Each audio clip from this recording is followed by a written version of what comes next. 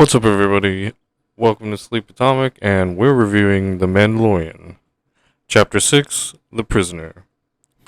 It's kind of like a stoic joke, but it starts off with them having you reminisce about how The Mandalorian gets to the point he's at now, and then the whole next part is the story about the Razor Crest and what could look like the ship had our Mandalorian doing, at least before taking care of our little green guy here.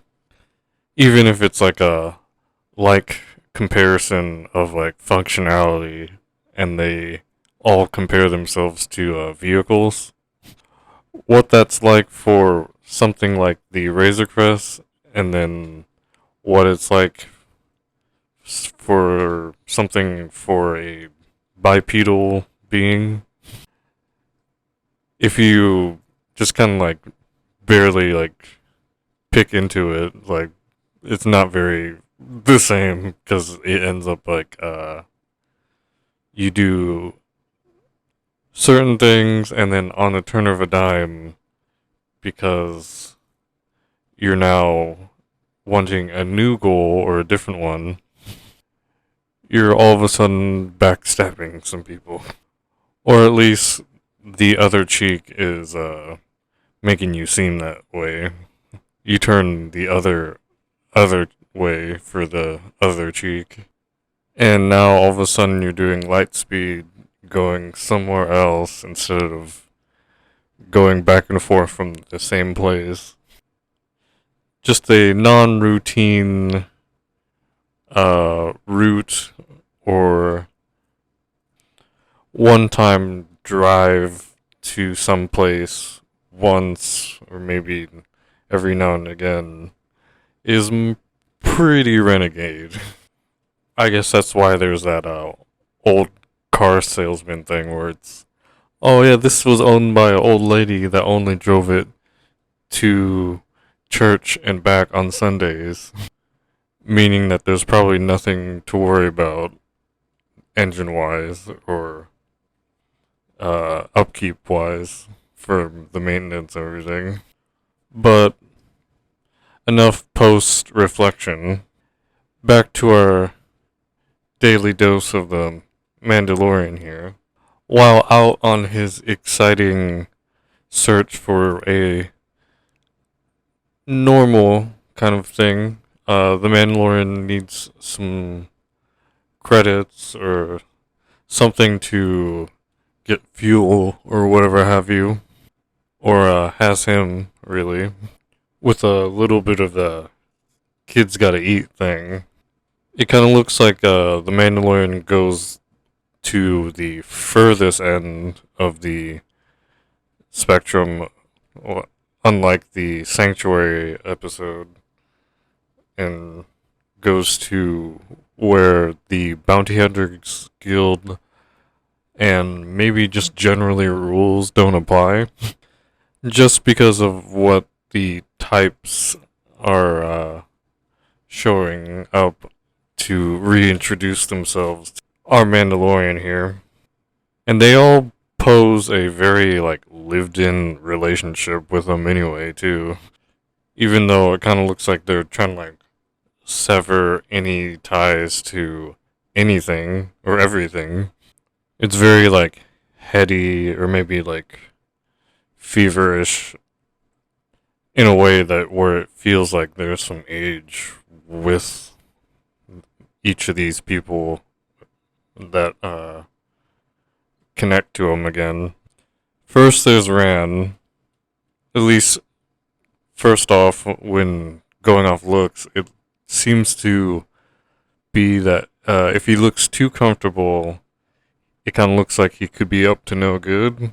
And then I'm sure there's a positive, but we'll just stick to the whole vibe here. He smiles and he's got this long curly like beard that could be bikerish, but it's more Santa Claus like.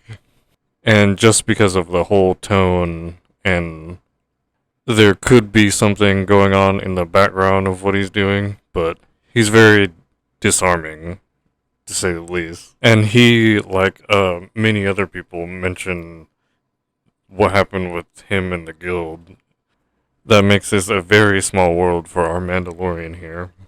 It's not even like he name drops or anything that would kind of make you feel a little better.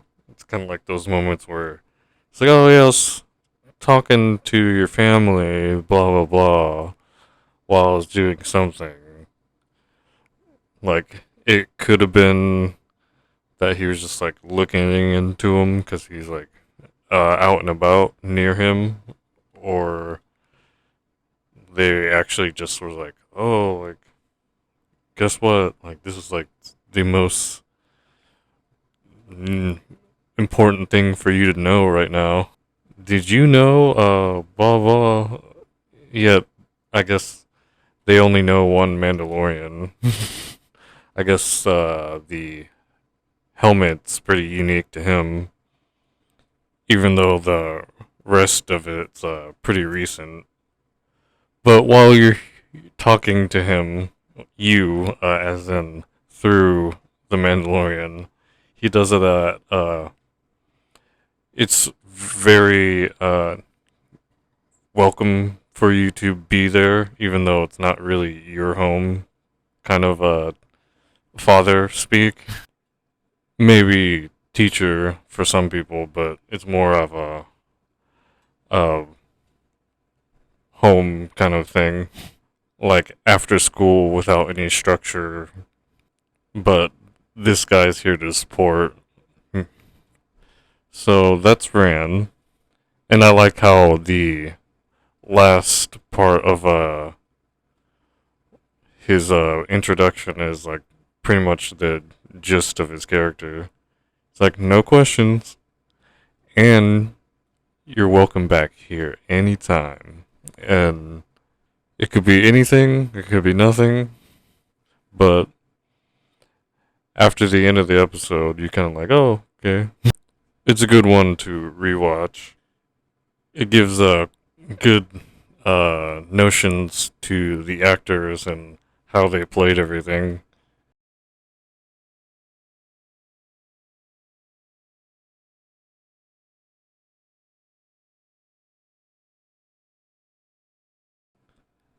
You get a sense of the fact that you might uh, be able to conclude that Rand might have known some of the Mandalorian's family just because of like one thing he says. And he's talking about our Mandalorian here, but it kind of seems that he's like talking about someone else through him, partially because of the family father thing he was doing. Makes me think it was someone not his parents, maybe his grandparents or something, or just one of the other relatives that he actually ran with. I mean, he's a older gentleman, so at this point, I'm sure there's like a repeat or redo person from his past to walk up to him and have no idea that happened. I'm personally waiting for that to happen myself.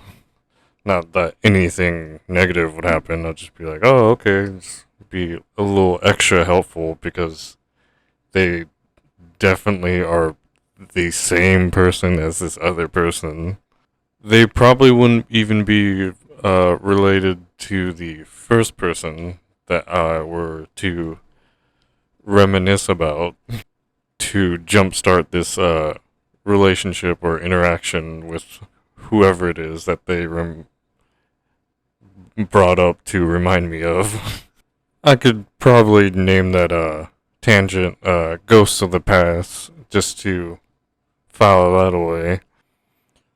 On to Mayfield though. While Rand is introducing the Mandalorian and trying to show who the Mandalorian is to Mayfield, the viewer gets some key like facial expressions and like little gestures from Mayfeld just reacting to what's being said.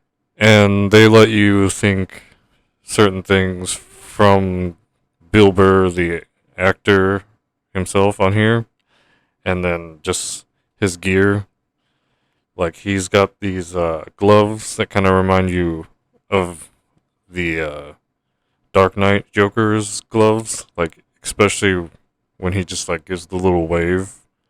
Kind of reminds me of the part where the Joker has the little grenade jacket, and he's like yanking on that little pull string.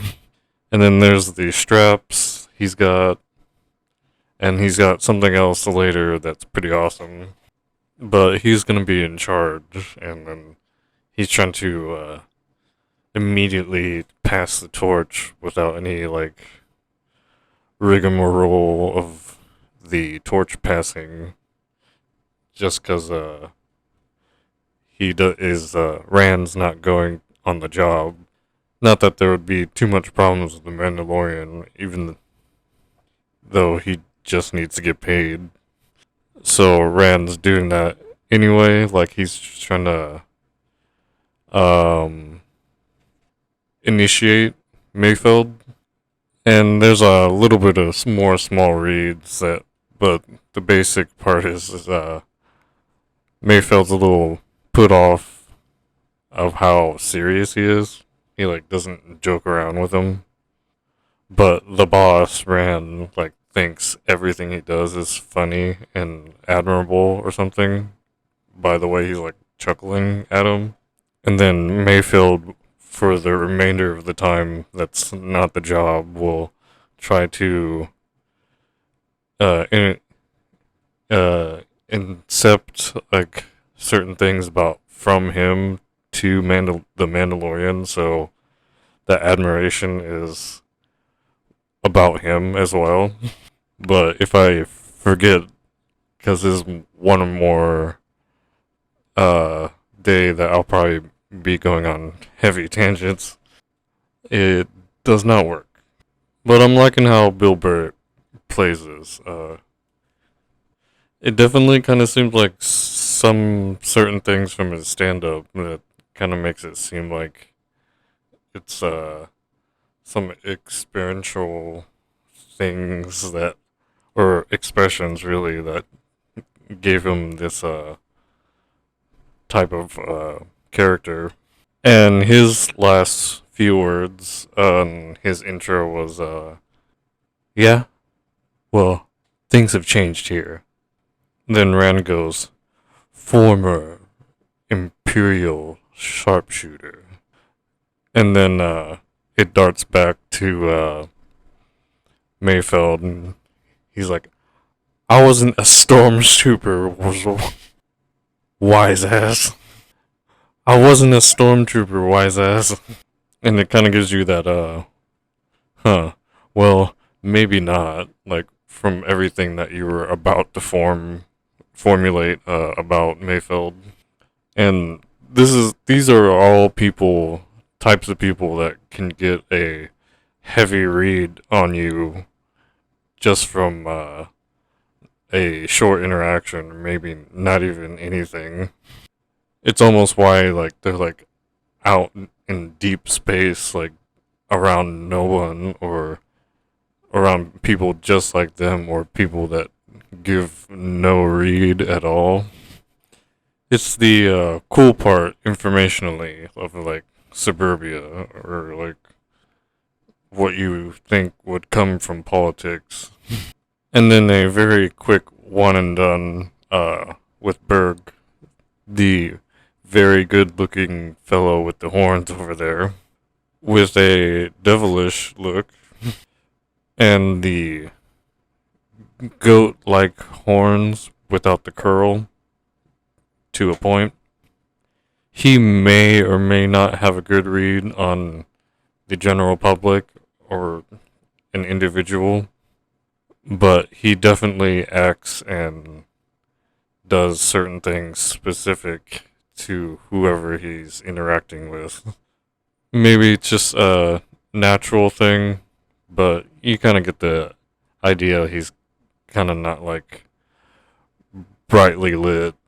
But he gives the impression of he knows the whole rundown of person. If not, you will probably immediately give it to him because he can like lift way too heavy things because he's the muscle. So while in the shakes of fear, you might get something out of it. Otherwise, I guess if you aren't afraid of him, it's pretty much like he's interacting with any of the other crew members that he already hangs out with. But plus side, there's nothing different there, so you're immediately, to him, looks like already accepted into the group if you are doing what the Mandalorian here is. And the last thing for his intro is, even though it's only basically like 10 seconds, uh, so this is a Mandalorian. I thought they'd be bigger.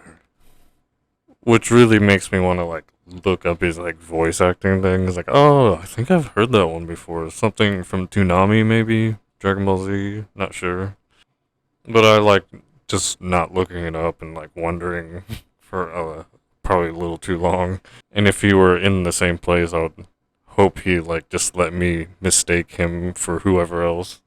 And we got a droid named Zero.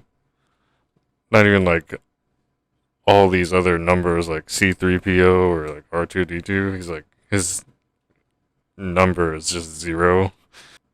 He's got like a mantis, praying mantis looking head and a kind of like a C3PO like body, but he can like actually use his arms.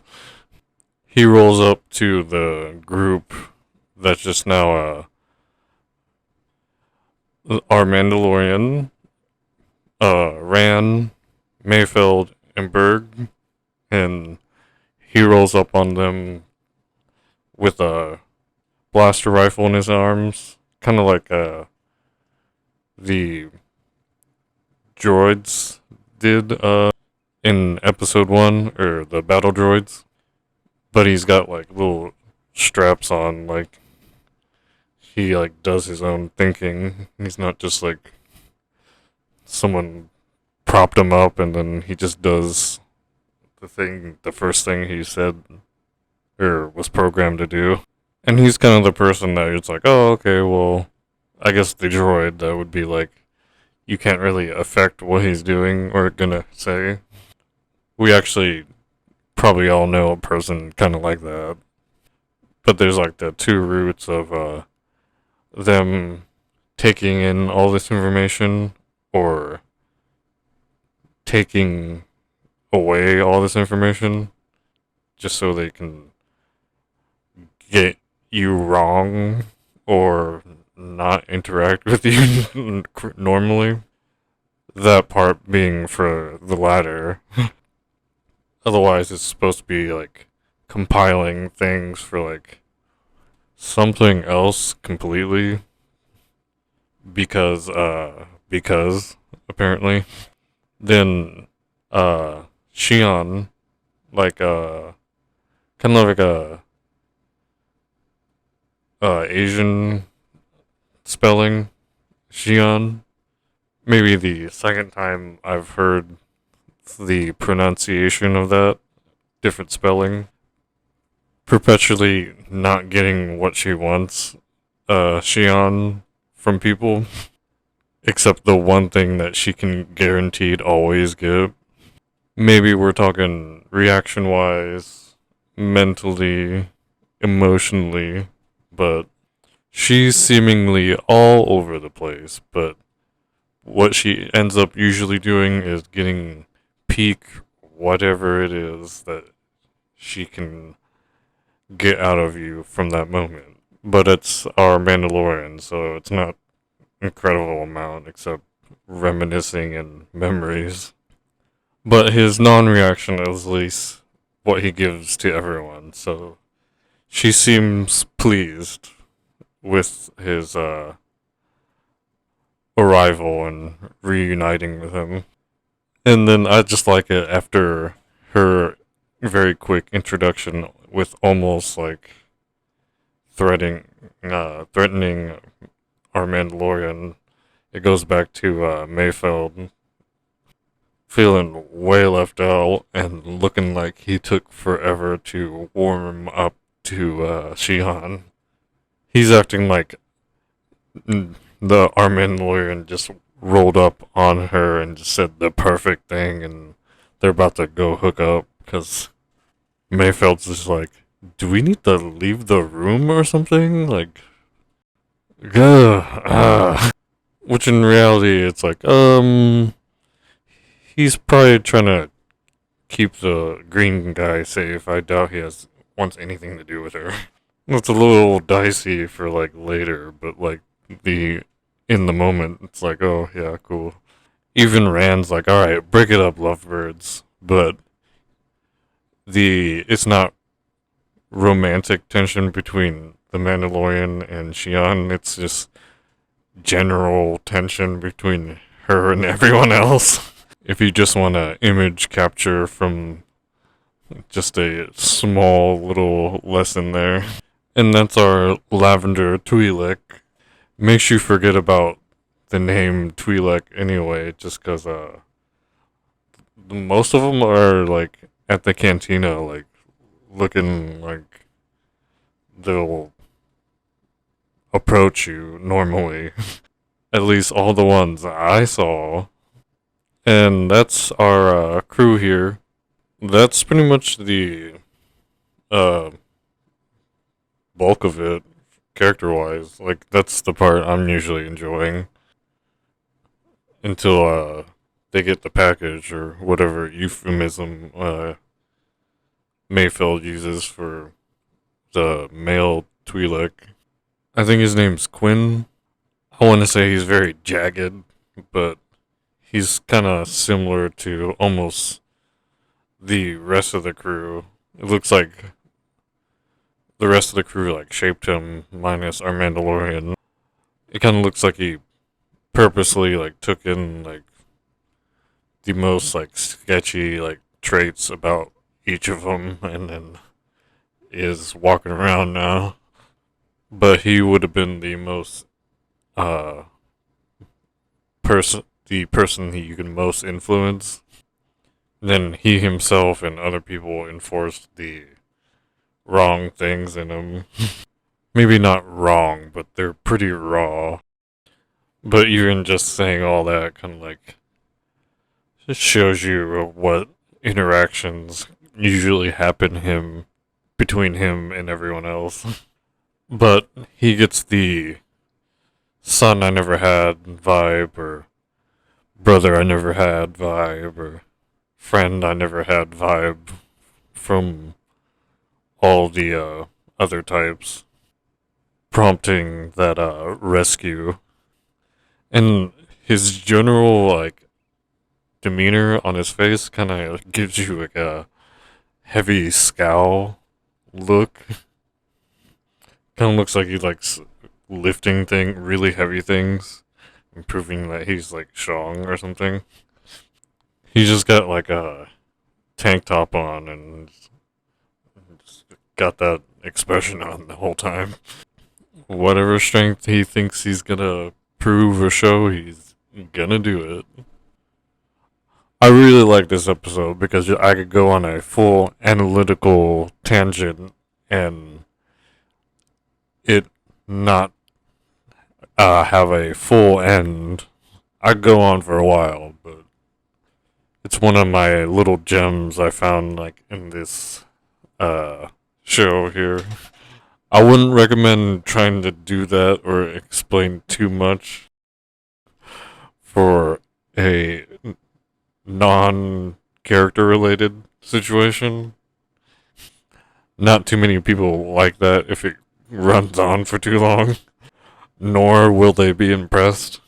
You know, just because it's a little nicer just be like zero and be a little hyperbolic without having to adjust or change to too much or anything on a given notice. It's a lot of work. But the rest of the heist goes off without too much happening. The only part worth mentioning is right before they are about to leave and they get Quinn's prison cell door open. They do that backstabbing thing and shove in our Mandalorian to the prison cell that Quinn was in.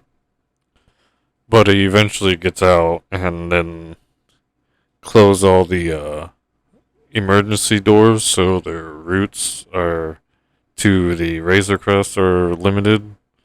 And eventually Quinn shows that he kind of like doesn't care about anyone when he's stuck with Mayfeld, and he's like, "Oh, what about them?" Mayfeld says, and then Quinn's just like, "Oh, well, what about her?" Mayfeld giving this grave look like he doesn't like this guy because he's not gonna go help his sister Shion at all, and is just more focused on getting off the ship. I mean, he did say like find a way out, like we should split up, but there's more emphasis on kill the Mandalorian.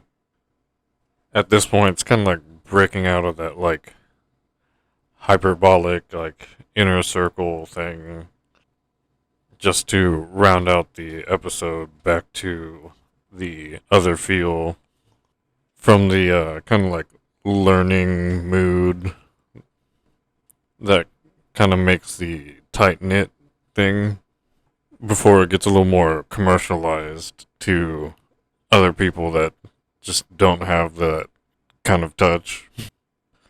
But fret not, our Mandalorian does another once over and takes the little emergency tracking thing from the New Republic